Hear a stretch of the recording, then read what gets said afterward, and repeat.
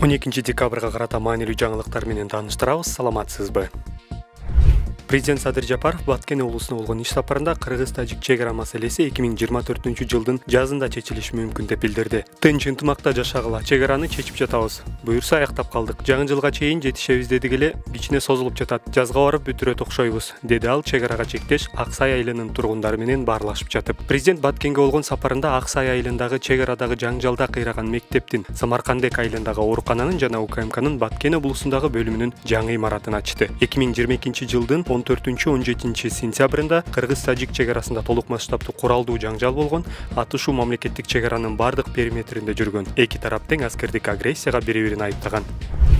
Мамлекеттик катчы Сүйүнбек Касманбетов 15-16 декабрда Бишкекте элдик курултай өтөрүн ага президент Садыр Жапаров катышаарын билдирди. Быйылкы курултайга делегат болуп шайланган 700 киши катышат. Алардын 640 аймактардан келгендер, 30 этникалык топтордун өкүлдөрү, дагы 30 эмгек мигранттары. Бул жолку элдик курултайга атайын ардактуу коноктор чакырылбайт. Курултай маселелерди реалдуу чечкен, жумуш алып барган аянтча болот, деди мамлекеттик катчы. Быйылда президенттин жыйынтыктоочу маалымат жыйыны болбойт. Муну өлкө башчынын басма сөз катчысы Аскат Алагөзов президенттин иш графигинин тыгыздыгы менен түшүндүрдү. Анын айтымында Жапаров иш-чаралардын алкагында элди кызыктырган суроолорго жооп берет. Алдыда элдик курултай, облустук жана чет элдик сапарлар турат. Жылдын аягында министрлер кабинетинин жыйыны пландалууда, деп билдирди Алагөзов.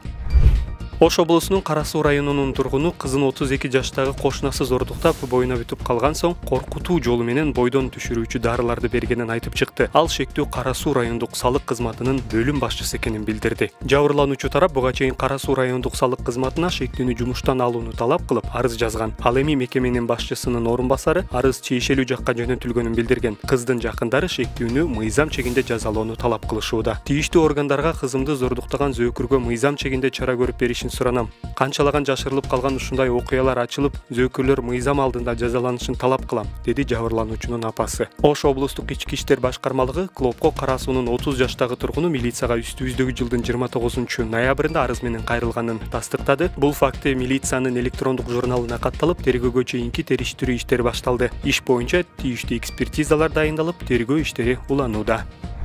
Президент Садыр Жапаров Ош шаардык кеңешинин кала башчысы Бакытбек Жетигеновго ишенбөөчүлүк көрсөтүү боюнча өтүнүчүн четке каккан чечими тууралуу комментарий берди. Ал шаардык кеңештин кайсыл депутатынын жеке кызыкчылыгы, жеке таарынычтары бар экенин жакшы билерин айткан. Жеке таарынычтын арты менен жетекчилерди кызматтан ала бере турган болсо, мамлекеттик кызматта эч ким иштебей каларын кошумчалады. Депутаттар мыйзам иштеши керек, биздин токтом аткарылышы керек деп талап коюп атышыптыр. Мыйзамдын так аткарылышын, адилеттүүлүктү, калыстыкты талап кылаардан мурда өздөрү адилеттүү өздөрү мыйзамдарды сыйлашсын, өздөрү коррупция менен шугулданганды токтотушсун. Ошондон кийин ана мыйзам жөнүндө сөз кылса жарашат. Жаңы мэрди коюп жатканда Ошту иретке келтир деп тапшырма бергем. Ошто мыйзамсыз, талапка жооп бербеген башаламан курулуштар бар экенин жашоочулар жакшы билишет. Мэр ошолордун баарын иретке келтирип, бузчусун бузуп жатат. Албетте андай иштер мыйзамсыз курулуш куруп алган депутаттарга жакпайт. Арасында коррупция менен жан баккан депутаттар да жок эмес, деди президент. Ош шаардык кеңеши 14 ноябрдагы сессиясында мэр Бактыбек Жетигеновго ишенбөөчүлүк көрсөтүү чечимин кабыл алган. Жашыруун добуш берүүгө 42 депутат катышкан, алардын 39-у ишенбөөчүлүк көрсөтүү сунушун колдоп, 3 депутат каршы болгон.